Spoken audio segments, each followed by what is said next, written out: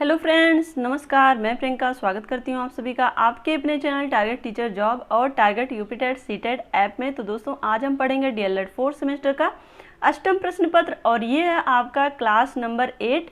तो दोस्तों यहाँ पर हम लोग पढ़ रहे हैं चैप्टर 2 और दोस्तों यहाँ पर चैप्टर 1 हम लोग पढ़ चुके हैं। और हमारे जिन भी प्रशिक्षु भाई बहनों ने अभी तक नहीं देखा उनके लिए लिंक डिस्क्रिप्शन में है और साथ ही चैनल की प्लेलिस्ट भी बनी हुई है, तो आप वहां से भी पूरा वीडियो देख सकते हैं। और दोस्तों चलिए यहाँ पे शुरू करते हैं व्यक्तित्व के प्रमुख गुण। यहाँ पे देखिए पहला है अनुभव के प्रति खुलापन, और उसके बाद है चैतन्यता, और फिर है बहिर्मुखता, सहमति जन्यता और स्नायु विकृति यानी कि मनोविक्षिप्तता। ये व्यक्तित्व के प्रमुख गुण हैं। दोस्तों ये सब आपके लघुत्तरी में इस तरह से क्वेश्चन पूछे जाते हैं, तो ये आप सब याद कर लीजिएगा। और यहाँ पे देखिए व्यक्तित्व के स्वरूप, तो यहाँ पे व्यक्तित्व के स्वरूप दिए गए। व्यक्तित्व के स्वरूप इस प्रकार हैं: अंतर्मुखी, बहिर्मुखी और उभयमुखी। ये 3 स्वरूप होते हैं। उसके बाद दोस्तों आपका पूछता है कि क्रेस्मर के अनुसार व्यक्तित्व के कितने प्रकार हैं, तो ये 4 प्रकार हैं: पिकनिक, एस्थेनिक, एथलेटिक और डिस्प्लास्टिक। क्लियर। और दोस्तों इसके बाद देखिए यहाँ पे सेल्डन ने व्यक्तित्व को कितने भागों में विभाजित किया है, तो वो 3 भागों में विभाजित किया है। ये एंडोमार्फिक, मेसोमार्फिक और एक्टोमार्फिक। तो दोस्तों ये अक्सर पूछता है कि सेल्डन के व्यक्तित्व के कितने भागों में विभाजन हुआ है, तो ये सेल्डन के द्वारा व्यक्तित्व का 3 भागों में विभाजन हुआ है, ये आप लिखेंगे। और दोस्तों यहाँ पर देखिए न्यूमैन तथा स्टर्न के व्यक्तित्व को 2 भागों में विभाजित किया गया है, विश्लेषणात्मक और संश्लेषणात्मक।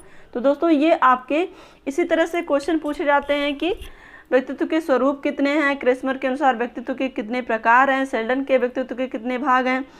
इस तरह से क्वेश्चन पूछे जाते हैं और इनका आपको केवल नाम याद रखना है। क्लियर। तो ये आप याद रख लीजिएगा। चलिए दोस्तों अब हम देखेंगे इसमें नेक्स्ट टॉपिक है आदत। तो आदत क्या होता है सबसे पहले हम जानते हैं। यहाँ पे देखिए आदत एक अर्जित व्यवहार है जो स्वतः होता है।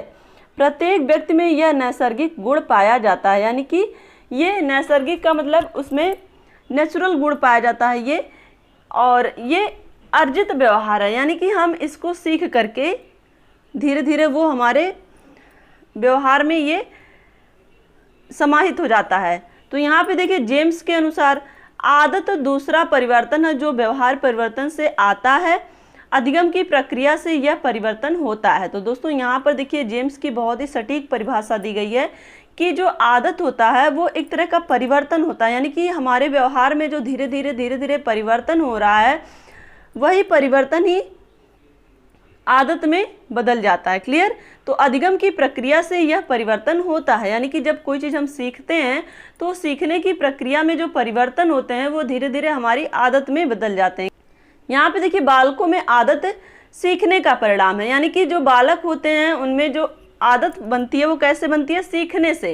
यानी कि कोई चीज़ वो सीखते फिर वो चीज़ उनके हैबिट में आ जाती है। क्लियर। तो यहाँ पे क्या कहा जा रहा है कि जो बालकों में आदत सीखने का एक परिणाम होता है। यहाँ पे देखिए हैबिट शब्द की उत्पत्ति लैटिन भाषा के हैबिटस अथवा हैबियर से हुई है, जिसका आशय किसी वस्तु को प्राप्त करना है। किसी को पान खाने की आदत, किसी को सिगरेट पीने की आदत, इसी प्रकार कई लोगों को बेड टी लेने की आदत होती है। तो दोस्तों यहाँ पर देखिए आपको हैबिट शब्द की उत्पत्ति कहाँ से हुई है, लैटिन भाषा के हैबिटस, और जिसे हम हैबियर भी कहते हैं।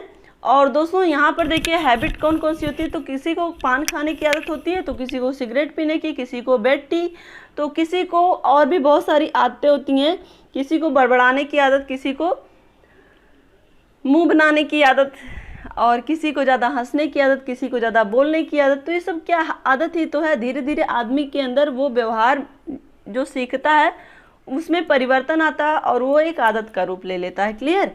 यहाँ पे देखिए आदतें बालक के समायोजन तथा उसके व्यक्तित्व निर्माण में महत्वपूर्ण भूमिका निर्वाह करती हैं। और दोस्तों यही आदतें ही जो बालक होता है उसके समायोजन में और उसके व्यक्तित्व के निर्माण में महत्वपूर्ण भूमिका भी निभाती हैं। क्लियर। अब दोस्तों हम देखेंगे H.E. गैरेट के अनुसार आदत उस व्यवहार का नाम है जो इतनी अधिक बार दोहराया जाता है कि वह व्यवहार स्वचालित हो जाता है। दोस्तों यहाँ पे और भी सटीक परिभाषा आपको देखने को मिल रही है। एच.ई. गैरेट के अनुसार ये क्या कह रहे हैं कि आदत उस व्यवहार का नाम है, मतलब यहाँ पे हमारा जो बिहेवियर है वो बिहेवियर इतनी बार दोहराया जाए कि वो अपने आप होने लगे। यानी कि जैसे कि हम सुबह में चाय पीना शुरू करते हैं, बेड टी जो यहाँ पे बात हो रही थी, तो बेड टी अगर हम पीना शुरू कर दिए तो धीरे धीरे वो हमारी आदत में बन जाती है। यानी कि पहले तो हम उसको अपने व्यवहार में लाएं कि मुझे अब बेड टी पीना है, लेकिन वो धीरे धीरे हमारी आदत बन गई। अगर अब हम चाय नहीं पीते हैं, बेड टी नहीं लेते हैं सुबह सुबह, तो अब हमारा सर दर्द होता है, हमारे अंदर वो एक आदत डेवलप हो चुकी है। क्लियर। अब दोस्तों यहाँ पर हम देखेंगे आदतों की विशेषताएं क्या हैं। यहाँ पे देखिए आदतों की निम्न विशेषताएं हो सकती हैं। तो पहला इसमें है आदतें अधिगम द्वारा अर्जित की जाती हैं। अधिगम का मतलब होता है सीखना। तो आदतें जब हम कोई चीज़ सीखते हैं तो उसी से हमें मिलती हैं कि हम धीरे धीरे आदत, जो भी चीज़ें सीखते हैं वो उसमें हमारी आदत बन जाती है। जैसे कि अगर आप डेली नाइट में स्टडी करके सोते हैं तो आपकी एक आदत बन जाती है कि मुझे रात में सोने के बाद ही नींद आएगी, तो मुझे रात में स्टडी करने के बाद ही नींद आएगी। क्लियर। और यहाँ पर देखिए दूसरा है आदतें स्वचालित होती हैं, यानी कि वो अपने आप होने लगती हैं। जब आदत बन जाती है तो वो अपने आप, जैसे व्यवहार, हमें जब कोई चीज़ सीखते हैं तो वहाँ पे व्यवहार करना पड़ता है, लेकिन जब वो चीज़ आदत में हो जाती है तो वो हमारे अंदर अपने आप ऑटोमेटिक होने लगती है। क्लियर। यहाँ पे देखिए आदत संबंधी कार्यों में एक रूपता होती है, यानी कि जो भी कार्य होते हैं एक जैसे दिखते हैं। आदत संबंधी कार्य और व्यवहार शीघ्र संपादित होते हैं, यानी कि जो चीज़ हमारे हैबिट में हो जाती है उसको हम बहुत जल्दी कर लेते हैं। जैसे कि देखिए आपने जिसको भी देखा होगा, जो भी स्किलफुल पर्सन होते हैं उनको क्या होता है, उनकी एक आदत हो जाती है। जैसे कि अगर हम देखेंगे टेलर कपड़े सिलता है तो उसकी भी एक अपनी आदत हो गई है कि मुझे कपड़े सिलना है, तो वो कपड़े बहुत फास्ट सिलेगा। जो भी काम, मतलब यहाँ पे स्किलफुल पर्सन की बात करें तो वो उसकी अपनी एक आदत बन जाती है कि उस काम को बहुत फास्ट कर लेता है। क्लियर।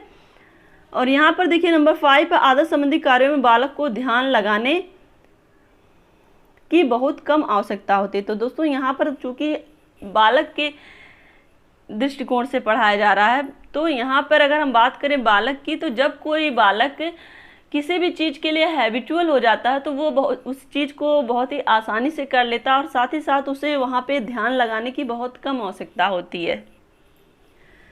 और दोस्तों यहाँ पर देखिए नंबर 6 है आदत संबंधी व्यवहार और कार्य शीघ्र एवं सरल ढंग से संपादित होते हैं। तो दोस्तों जो भी आदत संबंधी व्यवहार होते हैं वो बहुत ही आसानी से होने लगते हैं, यानी कि अब वहाँ पर उसे किसी भी तरह के फोर्स या किसी भी तरह के ध्यान की आवश्यकता नहीं होती, वो अपने आप से कर लेता है उस काम को।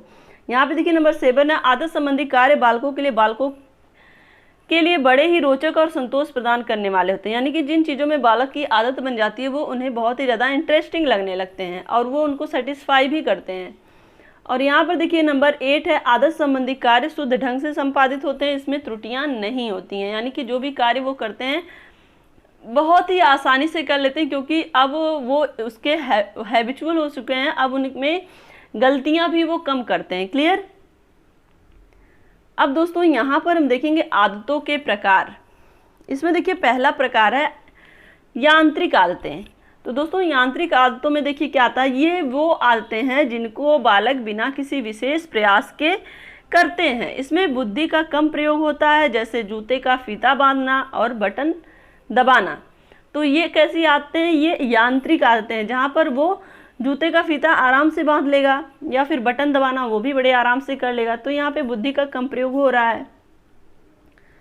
और दोस्तों यहाँ पर देखिए दूसरा शारीरिक अभिलाषा संबंधी आदतें। दोस्तों यहाँ पर देखिए इसमें खाने पीने से संबंधित आदतें आती हैं, यानी कि शारीरिक भूख, प्यास, ये सारी चीज़ें आती हैं। और इसमें जैसे सिगरेट पीना, पान खाने की आदत, बेड टी, ये सारी चीज़ें जो शारीरिक अभिलाषा, शारीरिक इच्छा संबंधी आदतें आती हैं। क्लियर। अब यहाँ पर देखिए नंबर 3 है नाड़ी मंडल संबंधी आदतें। दोस्तों ये आदतें संवेगात्मक असंतुलन या मस्तिष्क के विभिन्न विकारों से संबंधित होती हैं, जैसे कि नाखून, दांत से काटना, बार बार कॉलर ठीक करना, बैठे बैठे पैर हिलाना, कंधे उचकाना।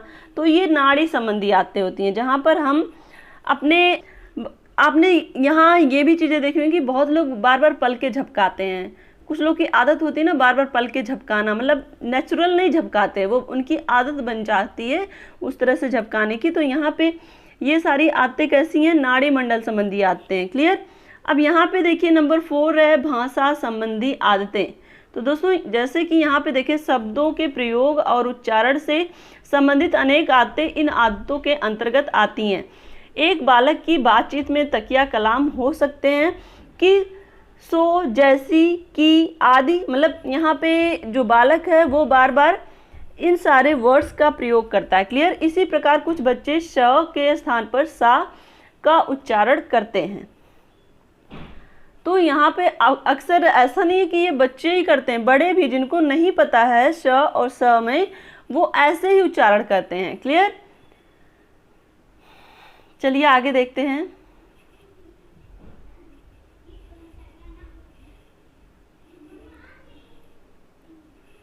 यहाँ पे देखिए नंबर 5 पे विचार संबंधी आदतें। इन आदतों के अंतर्गत ज्ञान, रुचियों और इच्छाओं से संबंधित आदतें आती हैं। तो दोस्तों विचार में ज्ञान, रुचि और इच्छाओं संबंधी आदतें आती हैं। और यहाँ पे देखिए नंबर 6 है नैतिक आदतें।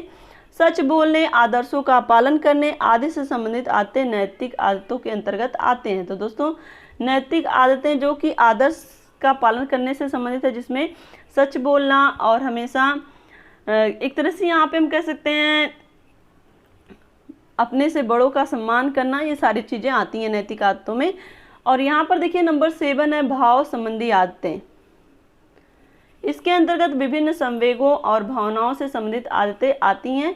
तो यहाँ पर संवेग और भावनाओं यानी कि हमारे जो भी अपने इमोशंस हैं उनसे संबंधित जो आदतें होती हैं वो भाव संबंधी आदतें होती हैं। दोस्तों अक्सर आप लोगों ने देखा होगा कि कुछ लोग बहुत ही ज़्यादा हंसते ही रहते हैं, यानी कि उनकी अपनी एक हैबिट है हंसने की। कुछ लोग होते हैं ना अक्सर बात बात में रोते रहते हैं, तो उनकी हैबिट क्या है, रोने की है। तो ये सब कैसी आते हैं, ये भाव संबंधी आते हैं, इमोशन संबंधी आते हैं कि उनको आदत है थोड़ी देर पे रोने की या थोड़ी देर पे हंसने की।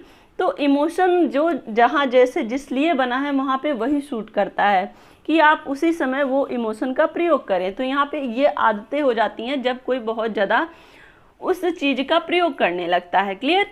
तो दोस्तों आज के लिए बस इतना ही है। वीडियो को लाइक करिएगा, अपने दोस्तों के साथ शेयर करिएगा, और अगर आप चैनल पे नए हैं तो प्लीज़ चैनल को सब्सक्राइब जरूर कर लीजिएगा। मिलते हैं नेक्स्ट वीडियो में। अपना ध्यान रखिए, अपनों का ध्यान रखिए, अपने आसपास सफाई रखिए। हमसे जुड़ने के लिए बहुत बहुत धन्यवाद। और दोस्तों जिन भी भाई बहनों ने अभी तक चैनल को सब्सक्राइब नहीं किया है प्लीज़ सब्सक्राइब जरूर कर लीजिए। और दोस्तों आपको ये भी इन्फॉर्म करना है कि जिन भी प्रशिक्षु भाई बहनों ने अभी तक हिंदी और सामाजिक अध्ययन की वीडियोस नहीं देखी है उनके लिए भी लिंक डिस्क्रिप्शन में, साथ ही चैनल की प्लेलिस्ट भी बनी हुई है। तो आप उन सारे वीडियोस को ज़रूर देख लीजिए, क्योंकि आपके हिंदी और सामाजिक अध्ययन की क्लास कंप्लीट हो चुकी है, पूरा सब्जेक्ट आपका कंप्लीट हो चुका है।